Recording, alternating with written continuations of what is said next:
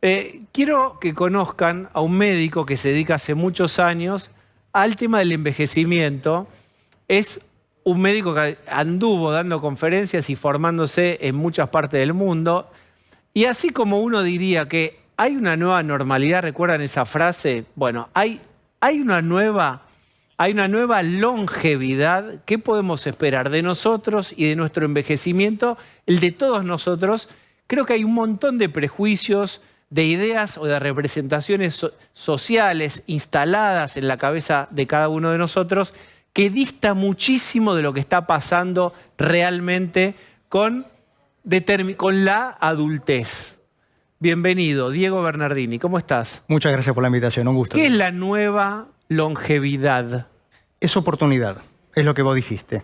Es ponerle números, ponerle experiencias, ponerle hechos a un fenómeno que es real. Ya no estamos hablando del futuro, estamos hablando de lo que está pasando ahora.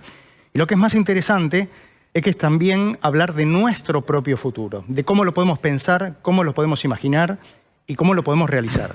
Bien, ¿qué es lo que pensamos y está equivocado? Porque la evidencia nos va mostrando que va a ser completamente diferente. Se piensa que la vejez es enfermedad, el envejecimiento, hay que decirlo, es un tema incómodo. En nuestra cultura occidental está muy vinculado a un aspecto físico. Hoy las investigaciones nos están mostrando otra cosa. Que hay atributos que mejoran, desempeño general, creatividad, solidaridad, bienestar. Vamos despacito porque ahí hay gente que se arrimó al fogón y subió el volumen. ¿Qué es lo que mejora con los años? Desempeño general, la toma de decisión. Un ejemplo, Sully Sullenberger, el comandante que amerizó en el Hudson en el 2009 con 58 años, él desobedeció las órdenes que le dio la torre de control. Si las hubiese seguido, se hubiesen matado todos. Y él en ese momento, con su experiencia y la comprensión, decidió tomar esa decisión. Dato de color, Japón, a partir de los años siguientes a ese hecho, a 2009, aumentó la edad de retiro de los pilotos comerciales a 67 años. La experiencia. Bien, ese es un factor. Y perdón que te interrumpa con esto. ¿Es nuevo esto? ¿Es un fenómeno nuevo esto de la experiencia aplicada? ¿Es por un cambio de vida? ¿Qué ha cambiado para que hoy puedas valorar eso como algo? Esto es un fenómeno nuevo. No solo estamos viviendo más, sino que estamos viviendo mejor. Dentro de lo que es la investigación, cada vez se empieza a investigar más en lo que es el tema de envejecimiento. Claramente, para que te des una idea, según datos de los españoles que tienen muy registrado esto, la tasa de crecimiento de investigación anual suele estar entre el 2.7 y 2.8. Lo que es el área envejecimiento con todas sus variantes, salud pública y mecanismos biomoleculares, ahí estamos en el 3.8, casi 4%. Es un área de interés. Estamos viviendo más, estamos viviendo mejor, estamos viviendo diferentes, más saludables, más protagonistas y con algo que es un dato no menor. La edad cronológica ya no nos definen las experiencias. Veamos las grandes compañías, las grandes plataformas. No segmentan por edad, segmentan por gusto. Y hoy la riqueza de los equipos corporativos, equipos intelectuales, equipos de producción académica, digamos, va directamente relacionado a lo que es esa variedad, esa diversidad bien entendida, ¿no? Bien, esto es lo que primero mencionaste, que es experiencia. ¿Qué otra cosa también en esta lista habías mencionado? Creatividad. Nadie crea de la nada. Hoy los datos nos muestran, por ejemplo, en los Estados Unidos la presentación de patentes de invención entre los mayores de 45 se triplicó en los últimos 20 años. Lo más interesante, las que tienen mayor retorno económico son las de mayores de 55 años. Te puedo mencionar empresas que todos conocemos, que fueron creadas por personas mayores de 55 años. Menciónalas. IBM, Home Depot, McDonald's, Kentucky Fried Chicken, Coca-Cola. Todas esas fueron creadas en su momento por personas mayores de 55 años. Hay una idea instalada de que la creatividad está asociada con la juventud, como si fuera una musculatura que está más vigorosa o hubiera más conexiones neuronales que después se van rigidizando. ¿Verdadero o falso? Es como decir, toda rubia es tonta, es como decir, todo afro tiene ritmo. Son estereotipos, son estereotipos. Quizá lo que hay ahí es un poco una capacidad de aceptar el riesgo más grande en la juventud que te hace animarte a más cosas o tener menos que poner en juego, ¿no? Que cuando alguien ya tiene un proceso más construido y demás. Mira, Todos pasamos la era de la inmortalidad, que era esa edad, ¿de acuerdo? Sí. Pero cuando arribamos a esta segunda mitad de la vida, la podemos comparar con lo que dura la adolescencia, la juventud, los 50 más, donde entramos los de 50, los de 60, los de 70, los de 80, hasta mi abuela que falleció con más de 100 años, es la etapa más larga que nos va a tocar vivir. Y ahí nosotros llevamos... Bueno, pará, te tengo que interrumpir groseramente porque acabas de dar un dato. ¿Vos decís que después de los 50 nos queda más vida que la primera mitad? Mira, te doy un dato. En un ecosistema como el que vivimos nosotros, urbano, donde hay cierto grado de seguridad, cierto grado de atención sanitaria y demás, las chances de que una persona de 70 años muera ese mismo año es del 2%. Eso ocurría en 1940 con una persona de 56 años. Vamos de vuelta al revés. ¿Cuál era la expectativa, en qué año y cómo fue aumentando? Por ejemplo, en México, en el año 67, cuando yo nací, la expectativa de vida era de 57 años. Hoy es de 78, como en Argentina. Bien, ¿y para los que tienen, qué edad va a ser de cuánto? Mira, hoy los que tenemos 56 en mi caso, los que andamos en los 50 y un poquito más, tenemos la mitad de posibilidades de celebrar nuestro cumpleaños número 95. ¿Querés un dato interesante? Ah, pero esto va rompiendo todo. ¿La mitad de la gente que tiene 50 va a llegar a los 95? Sí, mira, la semana pasada... Pero tenés que repetir, porque todo el mundo ahora está... todo el mundo porque no escuchamos viendo. Compramos más velitas. Estás dando demasiadas buenas noticias todas juntas. Es que hay que celebrar eso. Bueno, dale. Sobre todo con la edad que tenemos nosotros hay que celebrarlo. Somos el noticiero que da buenas noticias. Sí. ¡Vamos! Acá estamos, dale, adelante. Más doctor y menos bufflet. Mira, es que es así. Mira, el National Geographic sacó un número especial hace 15 días donde básicamente lo que planteaba es, quienes hoy están naciendo, la mayoría van a llegar a los 100 años. Y el dato, que era lo que te iba a comentar, en el año 2010, en nuestro censo aquí en Argentina, se identificaron cerca de 6.000 centenarios, que es como se llama las personas de 100 años o más. Las proyecciones, y hay un paper muy interesante del mismo PAMI, que se publicó en el 2018, decía que para el próximo censo, que debería haber sido en el 2020, iban a llegar a cerca de 9.000. Los datos preliminares que tenemos de lo que fue el censo 2022 nos están hablando de 15.000 centenarios. Wow. 15.000 centenarios. ¿Y cómo nos anotamos en esta lista para llegar a los 95 años? Eso. Hoy podemos invertir en salud. La salud, el ser mayor, tiene 3 pilares fundamentales. Salud, autonomía y derechos. No tenemos que perder derechos por el solo hecho de cumplir años. Tenemos una muestra global, no argentina, de lo que fue la pandemia y el confinamiento, que es una medida de política pública. ¿Qué otros derechos podríamos perder y no debemos permitirlo? La autonomía para decidir. Que no nos traten como infantiles, el abuelito, la abuelita, la viejita o el viejito. Que no nos discriminen. ¿El trabajo? ¿Perdón? ¿El trabajo? Ni hablar, por supuesto. Los profesores universitarios a nosotros nos jubilan a los 65 años, alguno quizás emérito llega a los 70. Y es cuando mejor estás. O sea, ni hablar de otros grupos, digamos, lo que se llama la diversidad bien entendida, que al mismo tiempo la pasan peor. Mirá todo lo que tenemos por hacer. Bien, ¿qué otras cosas para no estar en la lista de los 95, de los fabulosos 95 años? ¿Para llegar a los 95? Para llegar. Salud. La salud, claro, hoy sabemos que es el capital más valioso. Cuando vos les preguntás a las personas mayores qué es lo valioso en su vida, te suelen decir 2 cosas. Vínculos emocionales, familia, nieto, compañero, compañera. Salud. ¿Qué nos permite la salud? Lo que todos hicimos esta mañana y probablemente la mayoría de quienes nos están acompañando. Salir de la cama, ir al aseo, vestirnos, desayunar, tomar un transporte público. En clínica médica lo llamamos actividades de la vida diaria. ABD. Exacto. Cuando vos necesitas a alguien que ya te esté ayudando para eso, ahí tu calidad de vida, tu bienestar hace esto. Lo bueno es que hoy en ese capital, el más valioso, que es la salud, podemos invertir. Como en una cuenta bancaria, en una biblioteca, en arte o en lo que a cada uno le gusta. ¿Nos das 2 o 3 tips muy fáciles y de hacer para el que nos está viendo que dice, a ver, ¿cómo invierto? No me hay maratón a los tanto no. Algo que yo pueda hacer y que probablemente no esté haciendo. Moverse más. Si el movimiento fuese una píldora, sería la píldora más vendida del mundo y esto ya se dijo hace muchos años. Moverse más. Vínculos emocionales. Tenemos que aprender a moverse, perdón. ¿Qué es moverse?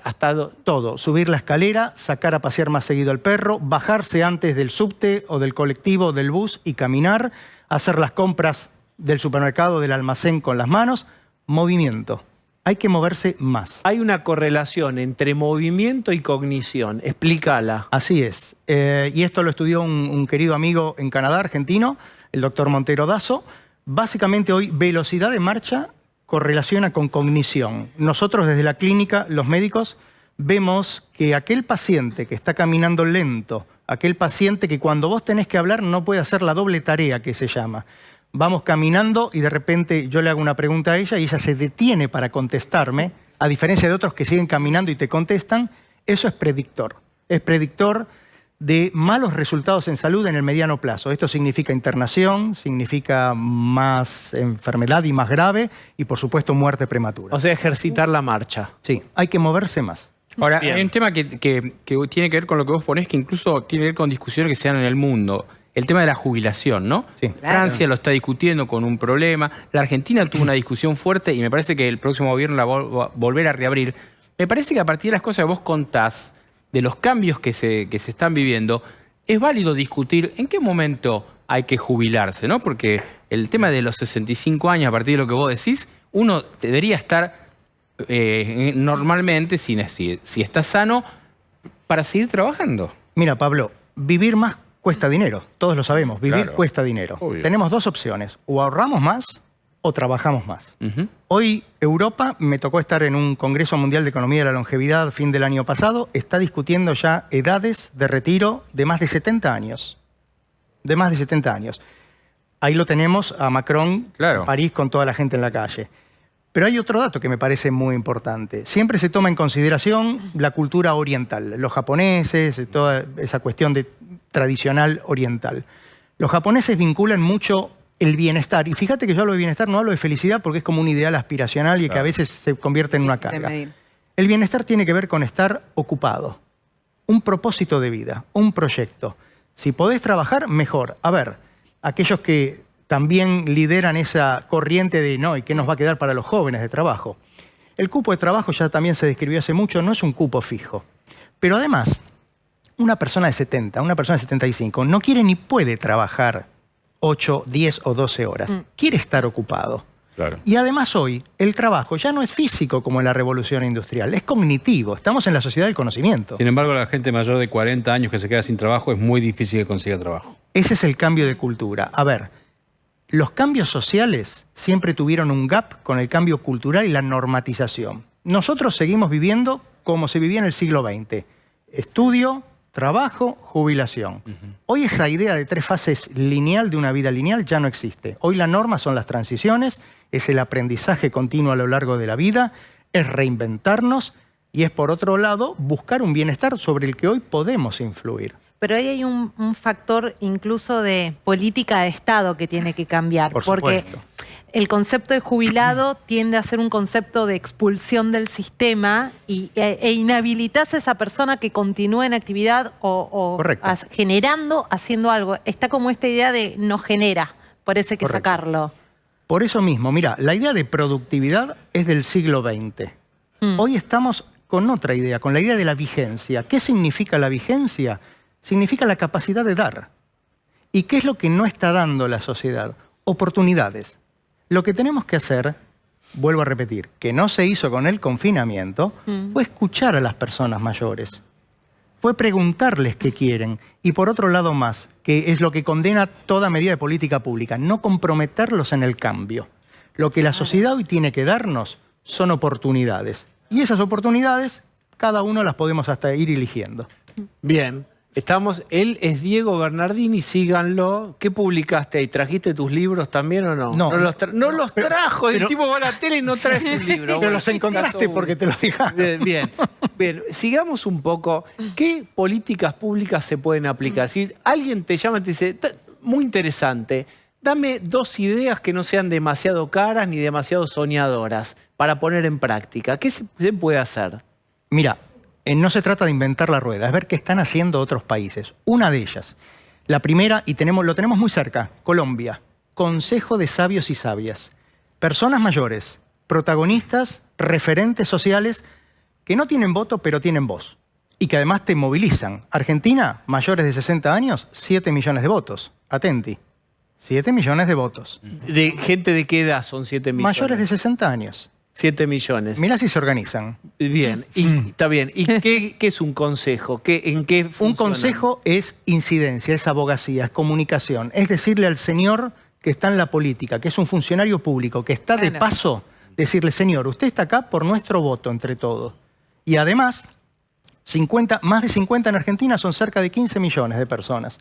Vamos a ser los que más vamos a crecer, porque estamos teniendo menos hijos. Entonces, la primera es esa, darle voz. Escucharlos, preguntarles cuáles son sus temores, cuáles son sus ideas, cuáles son sus ganas. La otra la tenemos más cerca todavía, porque es el gran desafío de la longevidad, la tenemos aquí nomás en Uruguay, un sistema universal de cuidados. Porque quien cuida habitualmente la dependencia, que aumenta con la edad, es la mujer. Es un trabajo invisible, no remunerado, no reconocido, y netamente femenino y de primera o segunda generación. Bien. Lo tenemos acá en Uruguay. La última es lo siguiente, por mi parte, después si quiere Rolo. Sí. La institucionalización de las personas grandes. Hogares, geriátricos, instituciones. Hablemosle a todos los que trabajan ahí y nos están viendo. ¿Qué sugerencias? Arranco con una. Nunca abuelo, abuela, porque eso los transforma en anónimos, los infantiliza, nunca infantilizar. ¿Qué más cosas de este estilo? Que se piensen en su propio lugar, cómo quisieran ser tratados. Todos tenemos un nombre, todos tenemos una historia, todos hemos hecho nuestras experiencias, nos hemos enamorado, nos hemos frustrado, nos hemos angustiado, hemos llorado. La edad no tiene que ser un limitante para perder esos derechos, esa empatía, esa compasión que nos caracteriza como seres humanos.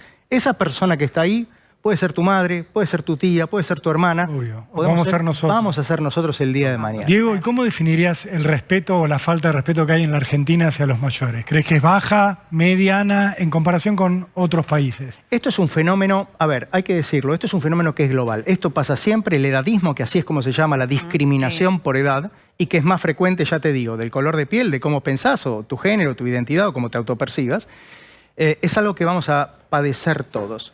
También hay que decir algo. Después, en otro momento, podemos discutir si realmente esto reconoce una deuda o una carga de trabajo de un país que nos dejaron como pudieron esas generaciones que hoy son mayores. Pero Argentina, junto con Uruguay, con Chile, tiene un sistema de protección de los más sólidos de América Latina. Sí, claro. O sea, hay un pago, una compensación. Y esto hay que reconocerlo, porque cuando a mí me toca viajar a Bolivia, cuando estoy en México, cuando estoy en Colombia, esos sistemas de protección social, que es la pensión, eso no existe. Aunque los políticos te dicen que sí, pero creo que con $20 ninguno puede vivir dignamente un mes, ¿no? Bien. Diego, muchas gracias. Interesantísimo conversar con vos. Un gusto. Gracias por la invitación. Bien, vamos a hacer una tanda, por favor.